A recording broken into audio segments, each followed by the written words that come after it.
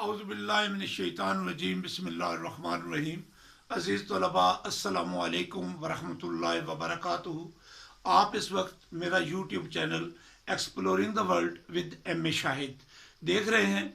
मैंने कल 25 नवंबर को आपसे वादा किया था कि इस वक्त मुल्क के अंदर कोरोना की जो दूसरी लहर आ रही है उसकी वजह से गवर्नमेंट ऑफ पाकिस्तान ने पूरे मुल्क के तालीमी इदारे जो हैं वो बंद कर दिए हैं और बच्चों को घर में भेज दिया गया है।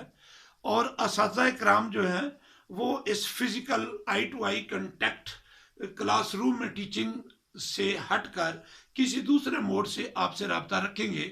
तो मैंने आपसे याद किया था कि इंशाअल्लाह हम यूट्यूब के ज़रिए अपने इस तसलसल को जो आज मुनक़ते हो रहा है कल एज इट इज़ उसी जगह से जहाँ से हम आज काम बंद कर रहे हैं वहाँ से शुरू कर देंगे। मैं अल्लाह ताला का इस वक्त लाख लाख शुक्र अदा करता हूँ कि उस ऐद के मुताबिक उस प्लेज के मुताबिक आज हम आमने सामने इस यूट्यूब के ज़रिए उसी टॉपिक पर जिस टॉपिक को कल हमने किया और आज हमने अगला टॉपिक करना था उसके साथ हाजिर हैं। मैं इस वक्त 10वीं क्लास के मैथमेटिक्स के स्टूडेंट से मुखातिब हूँ और इस वीक में हम बोर्ड के सिलेबस के मुताबिक कर रहे थे चैप्टर 11 और चैप्टर 11 में 3 थ्योरम थे। हमने मंडे को 11.1 थ्योरम किया, फिर ट्यूसडे को 11.3 किया, फिर वेडनेसडे को 11.4 यानी 25 तारीख कल हमने 11.4 किया। तो वीक में हमने अब 5 डेज अ वीक काम करना है। तो इस वीक में हमारे 5 थ्योरम मुकम्मल हो जाएंगे। एक थ्योरम हम आज करेंगे और वो होगा 12.1 और कल इंशाल्लाह हम 12.3 जो है उसको करेंगे और इस तरीके से 5 दिनों में 5 थ्योरम हमारे मुकम्मल हो जाएंगे। तो आज हम थ्योरम करने जा रहे हैं 12.1, बिल्कुल सेम कंटिन्यूटी जो हमने क्लास में छोड़ी और कल हमने वहाँ 11.4 किया और बोर्ड के सिलेबस के मुताबिक आज 12वें चैप्टर का थ्योरम 1। तो थ्योरम 12.1, तो I have written here theorem 12.1। तो ये मैंने इस वजह से आइडेंटिफाई कर दिया कि सीखते हुए, क्लासरूम में सीखते हुए, घर में बैठकर सीखते हुए ये नंबर देने ज़रूरी हैं। लेकिन बोर्ड के पेपर में जब ये थ्योरम आता है तो वहाँ पर इसका क्वेश्चन पेपर के अंदर अपना एक क्वेश्चन नंबर होगा। तो आपने वहाँ पर उस क्वेश्चन नंबर को देना है, से वो 6 है, 7 है, whatever that may be, you have to give here that question number। और ये ऊपर फिर देने की जरूरत नहीं है। ये अभी जो चीजें मैं आपको समझाऊंगा और जैसे पहले आपको समझा रहा हूं, आपने ये समझने के बाद, पूरी तरह अंडरस्टैंड करने के बाद अपनी नीट कॉपी पर नीट एंड क्लीन तरीके से सेंटर में ये हेडिंग देकर जहां पर पिछला थ्योरम खत्म होया हुआ है उसके बाद आगे 12.1, ये चूंकि चैप्टर नया है और नया चैप्टर नया पेज से शुरू करना है। और अगर सेम ही चैप्टर हो तो फिर जहां चैप्टर पहले थ्योरम खत्म हुआ है उसके नीचे एज इट इज एक लाइन भी छोड़े बगैर बिल्कुल तरतीब से आगे जारी रखें। तो ये अगला चैप्टर है तो आपने अगले पेज से करना है। 11वां चैप्टर जहां पर खत्म हो गया उससे अगले पेज पर ऊपर आपने ये हेडिंग दे लेना है। फिर जो स्टेटमेंट वहां पेपर में आती है वो लिखते हैं टू प्रूव दैट, ये लिखकर आगे statement as it is book से उठा ली जाती है बॉडीली विदाउट एनी चेंज। तो आपने क्या करना है, उसी स्टेटमेंट को जिसको प्रूव करना है हेडिंग दे लेना है ब्लैक इंक से। I am right now using red ink because it is visible right now or it is available with me right now, but you are allowed only to use 2 kind of things, black and blue। तो ये black में आप heading दे, ये देने की जरूरत नहीं है, क्वेश्चन का नंबर ब्लैक में, ये ब्लैक में, इसको ब्लू में लिखे। और ये सारे स्टेप्स हैं किसी भी थ्योरम को पेपर में लिखने के लिए। सबसे पहले स्टेटमेंट वो टू प्रूव वाले वर्ड्स खत्म कर दे, अगली स्टेटमेंट एज इट इज वहां से लिख डाले, this is part of your answer और आपको इसका 1 नंबर दिया जा सकता है। उसके बाद फिगर हेडिंग दे ले ब्लैक से और फिगर आप फिर ज्योमेट्रिकल इंस्ट्रूमेंट्स के साथ कार्बन पेंसिल से जो लेड पेंसिल है उसके साथ बनाएंगे, आप परमानेंट इंक के साथ नहीं बनाएंगे, क्योंकि फिगर बनाते हुए चेंज करनी पड़ती है, उसमें गलती हो जाती है। तो फिगर हमेशा कच्ची पेंसिल के साथ, कार्बन पेंसिल के साथ और उसके साथ ज्योमेट्रिकल इंस्ट्रूमेंट्स के साथ। तो मैंने भी यहाँ पर अभी आपको जब समझाना शुरू करता हूँ तो बताता हूँ कि ये फिगर मैंने क्यों ड्रा की। स्टेटमेंट, फिर फिगर बनाकर उसके बाद आपने गिवन हेडिंग देना है, फिर टू प्रूव हेडिंग देना है, फिर कंस्ट्रक्शन हेडिंग देना है, फिर प्रूफ हेडिंग देना है। प्रूफ के आगे सब हेडिंग्स है कि नई लाइन पर आप 2 कॉलम में पेज को कन्वर्ट कर देंगे, इधर हेडिंग दे देंगे स्टेटमेंट्स और यहां पर हेडिंग दे देंगे रीजंस। तो प्रूफ आपने एक ग्रेजुअल मेथड होता है कि आप एक प्रोसीजर अडॉप्ट करते हैं, तरतीब के साथ स्टेटमेंट्स देते जाते हैं, हर एक की आगे लॉजिकल रीजंस देते हैं, जो ज्योमेट्रिकल सर्टिफाइड प्रिंसिपल्स रूल्स होते हैं कि हर बात जो आप कहेंगे उसकी रीजन बताएंगे, हर बात जो कहेंगे उसकी रीजन बताएंगे, और ultimately you will reach to the conclusion which is being asked. जो बात आपसे पूछी जा रही है कि वो प्रूव करें, तो इन स्टेटमेंट से जो एक लॉजिकल ऑर्डर में होती हैं, इन स्टेटमेंट्स के जरिए अल्टीमेटली आप उस कंक्लूजन पर पहुंच जाएंगे जो आपसे पूछा जाएगा या जो यहां पर टू प्रूव में गिवन होता है। टू प्रूव में आप मैथमेटिकल आपने एक स्टेटमेंट लिखी होती है, वो प्रूफ में एंड पर आ जाती है। अब हम एज सच इस थ्योरम को देखते हैं कि इसकी स्टेटमेंट जो है, स्टेटमेंट मैं आपको पहले भी बार बार बता चुका हूं कि ये 2 तरीकों से दी जाती है। एक कन्वेंशनल मेथड है, इफ से शुरू होती है, दरमियान में कामा आकर आगे कोई बात आपसे कंक्लूड करा ली जाती है, या इफ से शुरू करके दरमियान में देन वर्ड आ जाता है और देन के बाद जो बात कही जाती है वो आपसे वो बात पूछ रहा होता है। और जो चीज इफ से ग्रामेटिकली इंग्लिश में इफ से सेंटेंस से शुरू हो या इफ सेंटर में आ जाए वो कंडीशनल सेंटेंस होता है, और वो जो फ्रेज का पार्ट होता है वो कंडीशन होती है, उसमें आपको कोई इंफॉर्मेशन दी जाती है, उस इंफॉर्मेशन की बुनियाद पर कोई दूसरी चीज जो है आपसे पूछी जाती है। तो यहां पर जो स्टेटमेंट है ये कन्वेंशनल स्टेटमेंट नहीं है जो इफ से शुरू हो रही हो, ये सिंपल अफर्मेटिव सेंटेंस है जिसमें इंफॉर्मेशन आपको हैंडओवर कर दी जाती है। इसके अंदर से ही आपने चीज वो लिख लेनी है जो आपको बताई जा रही है, इसी के अंदर से ही आपने वो चीज ड्राइव कर लेनी है कि आपसे वो पूछ के आ रहा है। जी, the measure of a central angle of a minor arc of a circle. अब यहां जब भी स्टेटमेंट आती है उसके अंदर टर्मिनोलॉजीज आ जाती हैं, वो टर्मिनोलॉजीज अगर आप अंडरस्टैंड नहीं करते हैं तो थ्योरम आपको समझ ही नहीं आता। तो आपको चीजों को समझना होगा, जो जो नई नई टर्म्स आ रही होती हैं उन टर्म्स को अंडरस्टैंड करना पड़ेगा कि वो टर्म्स होती क्या है। Say the measure of a central angle, अब central angle of a minor arc, minor arc itself ये भी एक टर्म है, माइनर आर्क मेजर आर्क। फिर central angle of a minor arc, ये क्या होता है? कोई भी सर्कल जो है इनफैक्ट क्या होता है, वो सेट ऑफ पॉइंट्स होता है।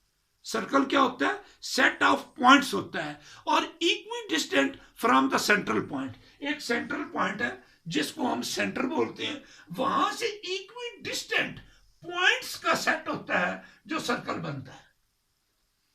तो उस सर्कल के ऊपर central angle of a minor arc major arc, ये क्या होता है कि उस सर्कल पर कोई 2 पॉइंट ले ले, सर्कल के ऊपर कोई 2 पॉइंट ए भी ले ले, तो जरूरी नहीं कि आप दोनों तरफ से, आप यहां से ए और बी 2 पॉइंट लेते हैं, ये लेंथ और ये लेंथ, ये दोनों इक्वल नहीं हो सकती। इक्वल हो तो तब भी ये 2 आर्क्स बन गई, लेकिन नॉर्मली जब आप विदाउट मेजरमेंट ऐसे 2 पॉइंट्स लेते हैं, एक लेंथ छोटी होती है, एक लेंथ बड़ी होती है। जब ए भी 2 पॉइंट लिए तो क्या हो गया, जो थोड़ी लेंथ वाली आर्क है that is known as minor arc, और जो ज्यादा लेंथ वाली आर्क है that is known as major arc.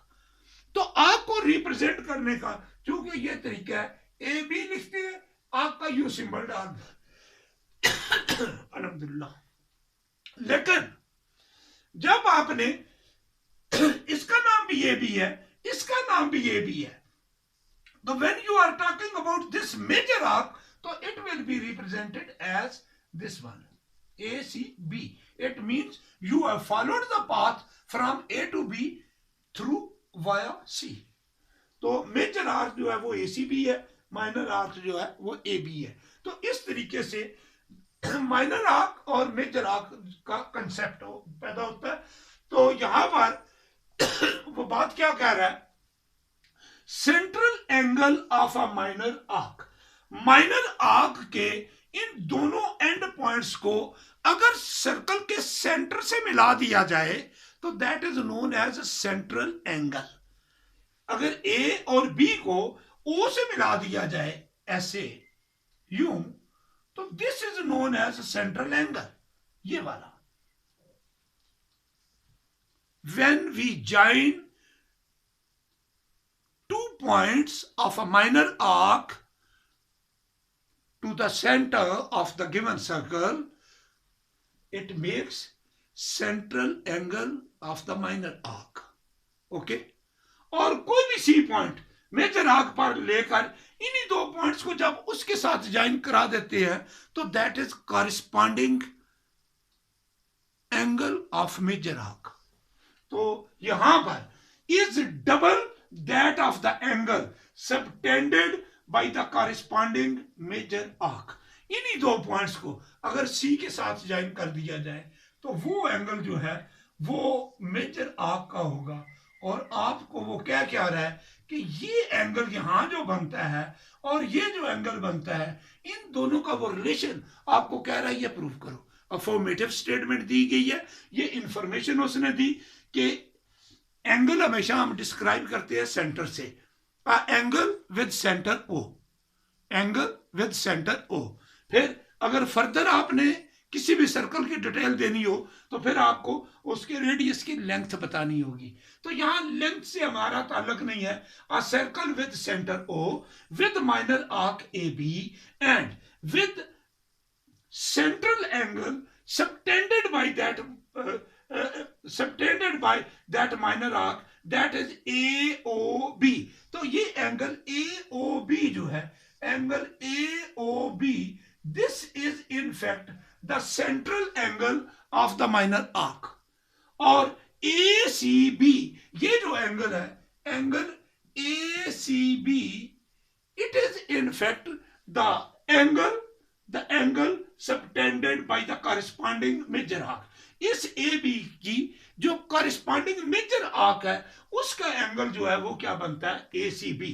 तो यहां पर आपसे वो कहता क्या, इज डबल दैट ऑफ, ये एंगल जो है this one A O B is double that of the angle subtended, ये इसका डबल है, this one is the double of this one. It means कि इनमें क्या रिलेशन बनेगा, मैथमेटिकल उस रिलेशन को हम लिखने के लिए क्या करेंगे कि जो स्टेटमेंट वो दे रहा है कि इसको मेजरमेंट साथ एम अगर लगा दें हम कि मेजरमेंट ऑफ एंगल दिस और मेजरमेंट ऑफ एंगल दिस, तो ये क्या हो जाएगा, 2 टाइम्स, ये दोनों इक्वल नहीं आपस में, इस एंगल का 2 टाइम्स करें तो ये इसके इक्वल हो जाएगा।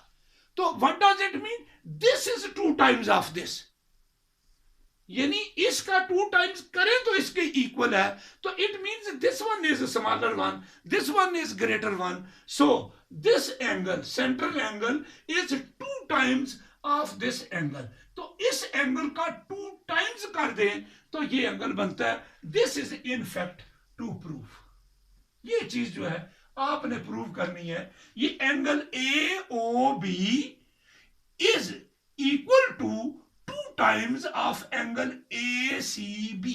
ये मैथमेटिकली हमारे पास स्टेटमेंट आ जाती है इस टू प्रूफ के लिए। और गिवन क्या है, ए ओ बी ये सेंट्रल एंगल है माइनर आर्क का और ए सी बी उसकी कॉरेस्पॉन्डिंग मेजर आर्क का एंगल है। ये वहां बात लिख देनी है, ये गिवन है।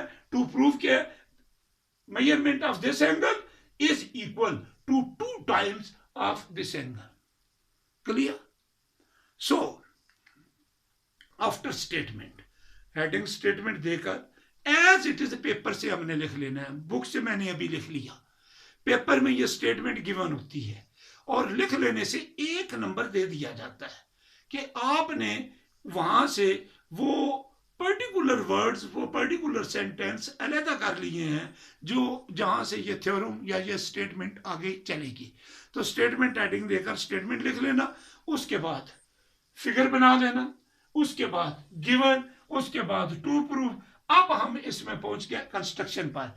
इस फिगर में जो चेंज हम लाएंगे, और ये मैं पहले भी कई दफा बता चुका हूं, once again I am repeating it, जब ओरिजिनल फिगर इस स्टेटमेंट से पढ़कर बनती है वो हमेशा बोल्ड लाइन में ड्रॉ करते हैं, बोल्ड लाइन में वाजे नुमाया।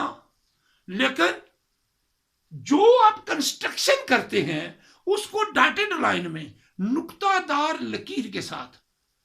तो इसमें अब हम कंस्ट्रक्शन क्या करेंगे, इसमें कंस्ट्रक्शन हम करते हैं कि ये ड्रॉ कर दे आप, ये डायमीटर है और ये ओ से गुजर रहा है और ये ड्रॉ हम कर रहे हैं यहां पर एज इट इज। मैं इसका ले लेता हूं construction, join B with O and produce it to meet the circle at D.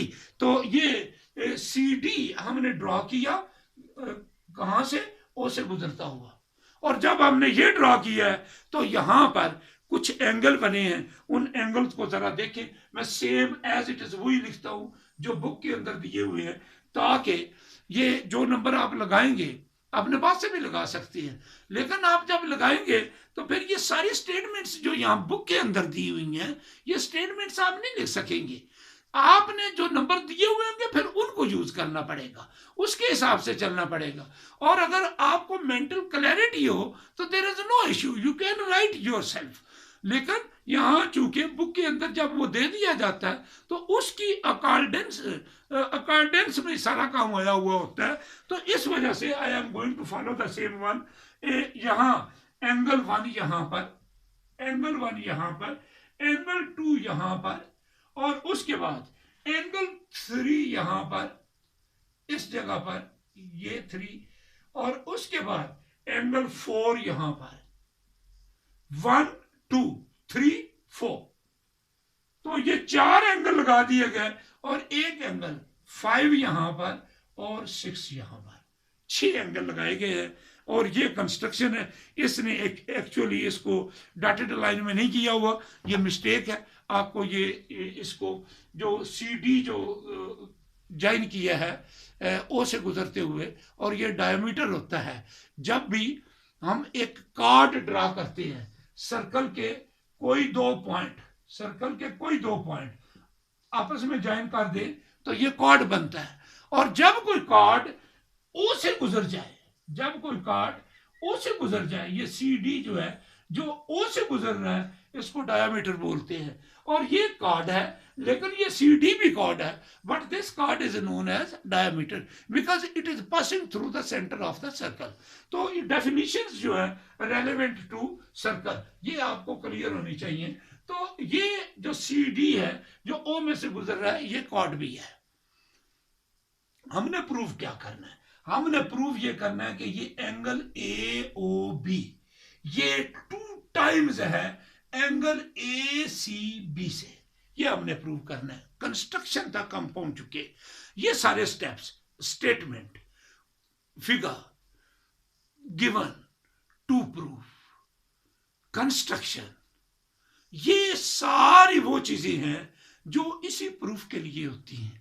तो ये बेसिक इंफॉर्मेशन होती है जो आप एक लेआउट के मुताबिक, जो मैंने यहाँ डिज़ाइन किया हुआ है, बुक्स के अंदर ये दिया हुआ है बाकायदा क्लियर हेडिंग देकर। और जब भी हेडिंग देती हो सामने लाइन खाली छोड़ा करे, ब्लैक में दे और इसको ब्लू में लिखे, ब्लैक में दे और ये कार्बन पेंसिल से ब्लैक में ये हेडिंग दे, ब्लू में लिखें, ब्लैक से हेडिंग दे, ब्लू में लिखें, ब्लैक से हेडिंग दे, ब्लू में लिखें, ब्लैक से हेडिंग दे, ये भी दोनों ब्लैक से, अगली लाइन में कच्ची पेंसिल से लाइन लगाएं, स्टेटमेंट दे रीजन, स्टेटमेंट दे रीजन, लेकिन ये सारा काम ब्लू में करें। और एंड पर जाकर क्या आएगा, यहां जो चीज आपने प्रूव करनी है ये वाली इधर जो लिखी होगी एंड पर वो आ जानी चाहिए, और जब वो आ जाए तो लिख देते हैं प्रूव्ड।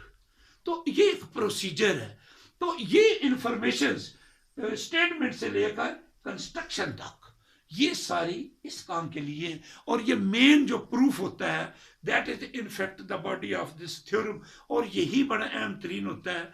और अगर किसी स्टूडेंट को ये बातें समझ आने लग जाएं और प्रूफ में ख़ास तौर पर जो प्रोसीजर अडॉप्ट किया जाता है, एक ज़हन में एक मैप बन जाता है, एक फिगर बन जाती है कि पहले इस फिगर में हम इस चीज़ को से ये चीज़ प्रूव करेंगे, फिर उसको फिर यहाँ यूज़ करेंगे, फिर उसको हम कंक्लूजन की तरफ जो चीज़ हमें रिक्वायरमेंट है वहाँ तक। तो वो जो फिगर ब्रेन में बनती है, माइंड में बनती है, इन फैक्ट हमारे समझाने से, टीचर के समझाने से वो फिगर जो है वो वाज़ेह हो जाती है। अदरवाइज रट्टा लगाकर फिर याद करना बहुत मुश्किल हो जाता है। तो आइए अब मैं देखता हूँ कि ये जो चीज़ हमने प्रूव करनी है कि angle AOB is equal to 2 times of measurement of angle ACB, ये हमने किस प्रोसीजर में, किस तरीके से हम चलें तो हम इस रिजल्ट तक पहुंच जाएंगे। आइए देखते हैं कि यहां पर ये एक लाइन लगी हुई है, ये CD, और CD से एक लाइन यूं जा रही है OA, और यहां से एक लाइन यूं लगी हुई है। यहां पर C मौजूद है, यहां पर A मौजूद है, यहां O मौजूद है, यहां पर D मौजूद है। इस फिगर को जरा देखें कि यहां एंगल 1 है, यहां एंगल 3 है, और यहां एंगल 5 है। यहां से मैंने ये फिगर जरा अलहदा निकाल ली है। ये एक ट्रायंगल है, AOC, OCA, OAC, what ever you like you can follow the path. लेकिन ट्रायंगल में 3 वर्टेक्स का नाम लिखना होता है। ट्रायंगल का ऐसे सिंबल डालकर ट्रायंगल OAC, इसके अंदर हम ये कह सकते हैं कि एंगल 1 जो है वो एंगल 3 के कॉन्ग्रुएंट है। एंगल 1 जो है, एंगल 3 दोनों आपस में इक्वल है। रीजन क्या लिखेंगे, ये वाली साइड इस साइड के इक्वल है। किसी ट्रायंगल में 2 साइड्स इक्वल हों तो उनके अपोजिट जो एंगल बनते हैं वो आपस में इक्वल होते हैं। सवाल ये पैदा होता है ये साइड्स क्यों इक्वल है। ये दोनों O से ये C की तरफ और ये O से A की तरफ, जब सर्कल आपके पास होता है, सेंटर को सर्कल से जिस जगह से भी मिला दें वो रेडियल सेगमेंट होता है। क्या होता है, radial segment, and the length of the radial segment is known as radius. एक सर्कल के जितने भी रेडियल सेगमेंट होते हैं, जितने भी रेडियस होते हैं, दे आर इक्वल इन मैया। एक ही सर्कल के जितने रेडियस लेते हैं, रेडियल सेगमेंट लेते हैं, वो लेंथ में, मेजरमेंट में आपस में इक्वल होते हैं। OA is congruent to OC, क्यों, radii of the same circle. तो इस वजह से इसके सामने ये एंगल, इसके सामने ये एंगल, ये दोनों एंगल आपस में इक्वल है। अभी थोड़ी देर पहले एक चीज मैं बल्कि दूसरी क्लास को पढ़ा रहा था कि अगर ट्रायंगल में यहां से कोई लाइन, कोई साइड एक्सटेंड कर दी जाए तो वो एक्सटीरियर एंगल होता है।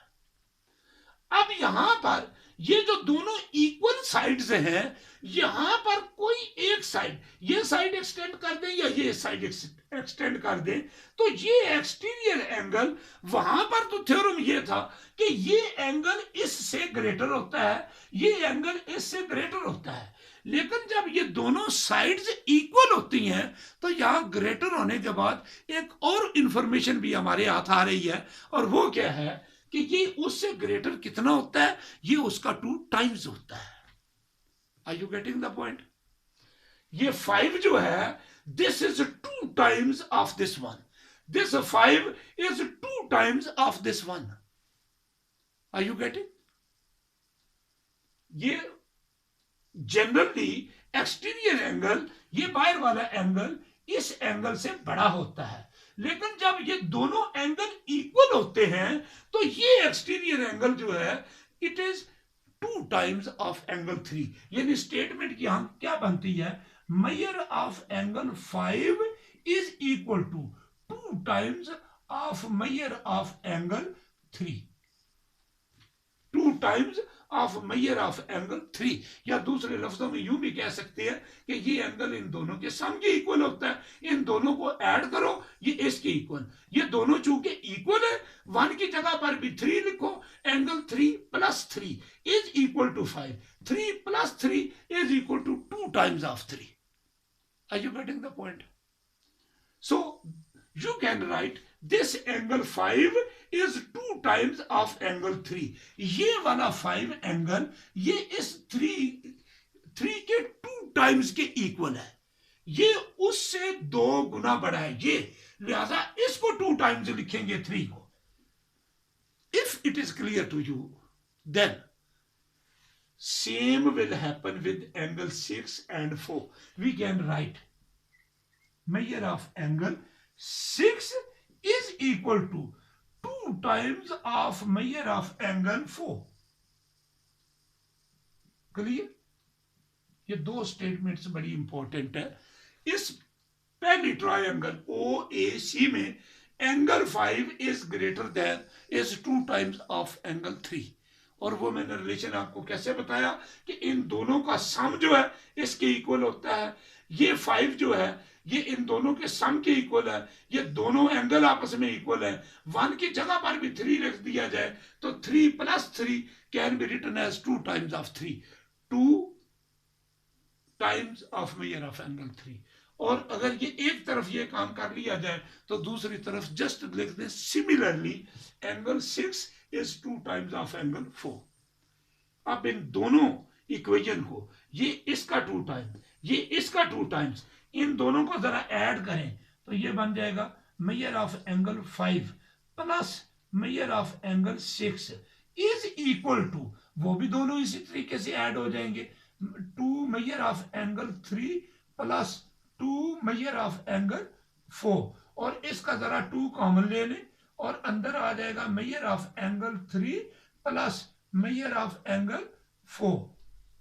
और फिर अगर आप गौर करें तो सिंपल ये एडिशन है, सिंपल एडिशन है, और इसकी ये सिंपल इसकी रीजन क्या लिख सकते हैं कि एडिशन मेथड हमने यूज किया है, यहां पर हमने 2 कॉमन लिया है, 5 प्लस 6 को ऐड करें, 5 प्लस 6 को ऐड करें तो एंगल बन जाता है AOB.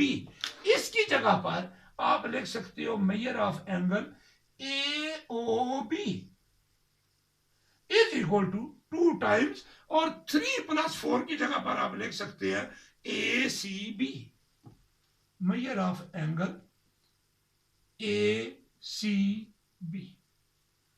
तो ये दोनों ये सम ऑफ द 2 एंगल्स है, 2 एंगल ऐड होकर एक बड़ा एंगल बनता है. तो ये मुख्तलिफ रूल्स हैं और ये मैथमेटिकल रूल्स हैं, तो वो अप्लाई हो रहे हैं समेशन की कि 2 एंगल मिलकर एक बड़ा एंगल बनता है.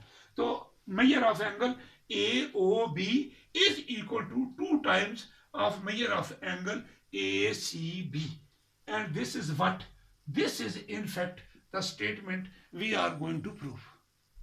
So in this way ये सारा क्या हमने किया, पहले हमने प्रूफ के अंदर इस एंगल को इसका 2 टाइम्स किया, फिर इस एंगल को इसका 2 टाइम्स किया, फिर उन दोनों को भी ऐड किया, इनको भी ऐड किया, उनको जब ऐड किया तो उसको 2 बाहर कॉमन लिया, और इन दोनों को ऐड किया तो इसका नाम AOB कर दिया, और इन दोनों को ऐड किया तो ACB कर दिया, और उसका 2 जो है वो बाहर रहा जो कॉमन था.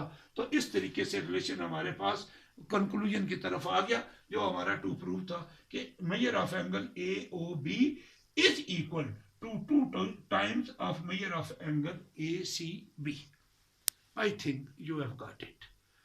और अगर आपको ये क्लियर नहीं हुआ तो जस्ट बड़े आराम से ठंडे दिमाग के साथ तरतीब से फिर इसको सोचें, गौर करें और जितना आराम से तहम्मुल से चीज़ें सुनेंगे समझेंगे तो वो इंशाल्लाह समझ आना शुरू हो जाती हैं। क्योंकि इस इंसानी जिस्म में ये इंसान जो है ये most amazing machine of this universe, और इस मशीन का most amazing part that is your brain. और ब्रेन की वर्किंग जो है, we teachers are in fact working on the brain. इस माइंड के ऊपर, इस ब्रेन के ऊपर काम कर रहे हैं, इसकी फंक्शनिंग के ऊपर, कि कुछ आइडियाज़ हैं, कुछ इंफॉर्मेशंस हैं, कुछ लॉजिक्स हैं, कुछ रीजंस हैं जो एक माइंड में मौजूद है, वो हम शिफ्ट कर रहे होते हैं दूसरे ब्रेन में। तो some ideas are there in my mind जो मुझे क्लियर है, तो मैं आप तक वो पहुंचाने की कोशिश कर रहा हूँ। तो हर वो टीचर जो टीचिंग के प्रोफेशन से मुंसलिक है, वो जानता है कि मैंने किस तरीके से, वो सादा तरीन तरीके से उस मटेरियल को दूसरे के ब्रेन में उसने just we are pouring something into other mind. एक ब्रेन से चीज निकाल कर, जैसे बिल्कुल बर्तन में दूध या पानी होता है, हम एक बर्तन से निकाल कर दूसरे में डाल रहे होते हैं, it is happening like that, but it needs very sensitive, very sophisticated technology, and that technology is known as, in fact, the instructional technology. So as a teacher, what I am right now doing, तो मैं ये एक technique थी जो convey की है, तो hopefully you have got it. लेकिन जब तक यू स्टूडेंट आप गौर से नहीं सुनेंगे, और सुनने के बाद से लेकर इसको रिपीट करने तक दरमियान वाला टाइम जितना ज्यादा होता जाएगा, आपकी मेमोरी से वो आइडियाज जो क्लियर हुए हैं वो एवेपोरेट होने लग जाएंगे, और फिर उनको आपस में ज्वाइन करना, लिंक करना मुश्किल हो जाएगा। तो जब भी आप चीज सीखते हैं, मिनिमम टाइम के बाद लंबा टाइम ना गुजरने दें, उसको रिवाइज करें, उसको रिपीट करें, ताकि वो चीजें जो आपके ब्रेन में गई हैं वो आपस में लिंक हो जाए। एक दो दफा आप उनको लिंक करें और फिर रीप्रोड्यूस करें, रिप्रोडक्शन थ्रू पेन और कागज के ऊपर, ये बड़ा इंपॉर्टेंट है। और लर्निंग में सबसे अहम तरीन काम जो है रिप्रोड्यूस कर देना पेपर के ऊपर। और ये तो फिर लास्ट में एक और भी आती है बात कि आप उन्हीं बातों को जुबानी बोल डालें। तो बोलना जो है, क्योंकि हमारा सिस्टम एग्जामिनेशन का जो है उसमें आपने बोलना नहीं है, यू हैव टू राइट दिया। तो that's why we teachers always confined to make the student write and write. तो लिखना जो है बड़ा ज़रूरी है। अच्छा आप लिखेंगे, अच्छे तरीके से तरतीब से लिखने आप जान जाएंगे, तो it will give you an amazing confidence in your personality. तो अच्छा लिखने वाला बहुत ज़्यादा कॉन्फिडेंट आदमी होता है, और वो अच्छा लिखने वाला फिर अच्छा बोलता भी है।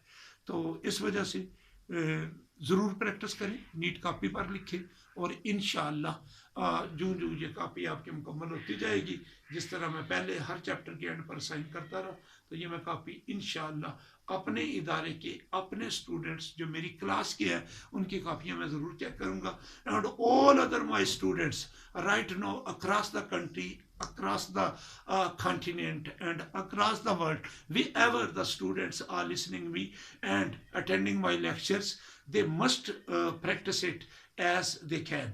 क्योंकि इस सिस्टम से अब ये आवाज़ उस क्लासरूम से निकल करके पूरी दुनिया तक जा रही है, और लोग इससे बेनिफिट कर रहे हैं। अल्लाह ताला के हर काम में कोई ना कोई हिकमत होती है।